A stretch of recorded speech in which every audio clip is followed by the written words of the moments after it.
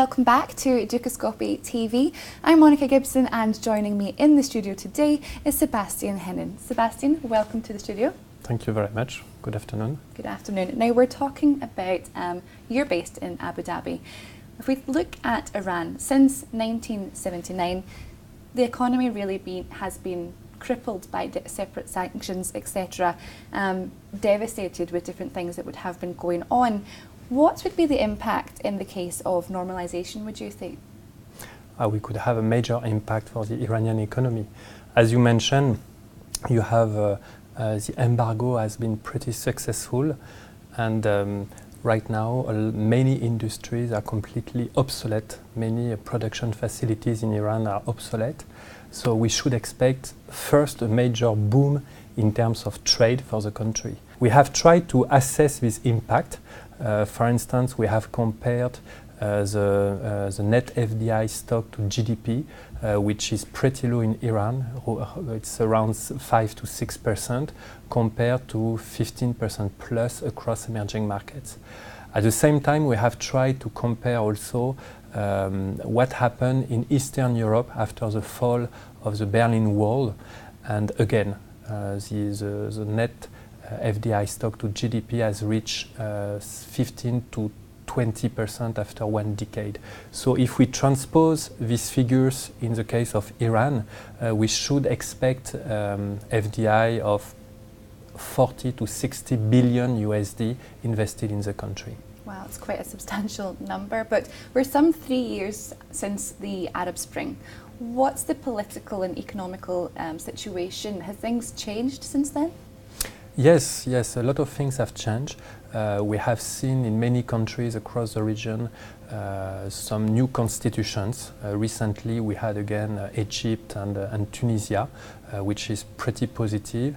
And I think that you still have one black point in the region, which is Syria. But I think 3 years after the beginning of the Arab Spring, it's almost over. And now we are benefiting of many measures which were taken after the Arab Spring, especially from a budget point of view. I mean, most of the governments in place across the region now, they really want to please their citizens. So the first impact was the fact that you had a lot of salary increases, new social benefits, etc. And now we are entering in a second phase, which is by far more interesting for the region in terms of spendings related to infrastructure, housing, healthcare, education. And we are just at the beginning of this cycle. For instance, just to share a figure with you, last year the award contracts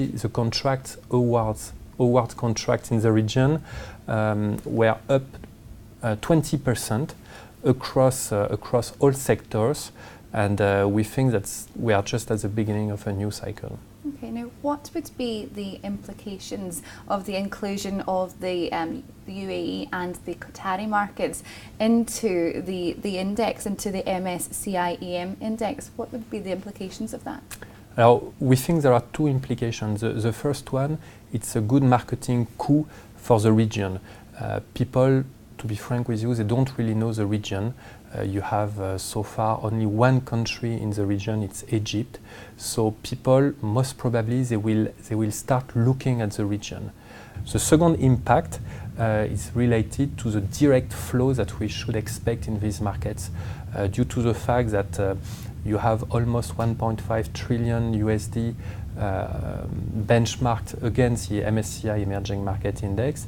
It could trigger, with an expected weight for these two countries between 1.2 and 1.3% in the benchmark, you should expect at least 5 to 10 billion USD invested in this market, especially if you take into account that 1/3 of these AUMs are index trackers or ETFs. So they have no choice. And they have absolutely no choice due to the fact that these markets are completely non-correlated with other emerging markets. So you should at least expect this money to come from these ETF and trackers, plus active managers, due to the fact that you have a very good momentum in the region. I mean, earnings are growing very fast, valuations are still okay, and you have a very good visibility on this growth. You should expect a lot of active managers to be at least neutral in their portfolio. Excellent. Well, it is an area that you don't hear always good things about, but it's really wonderful to hear the opportunity that does exist there. So thank you so much, Sebastien, for coming in and sharing your insights with us. Thank you. Thank you very much. Thank you. Okay, well that's all from Sebastien and myself for the moment, but make sure you click back to Dukascopy TV for many more exclusive interviews. Goodbye for now.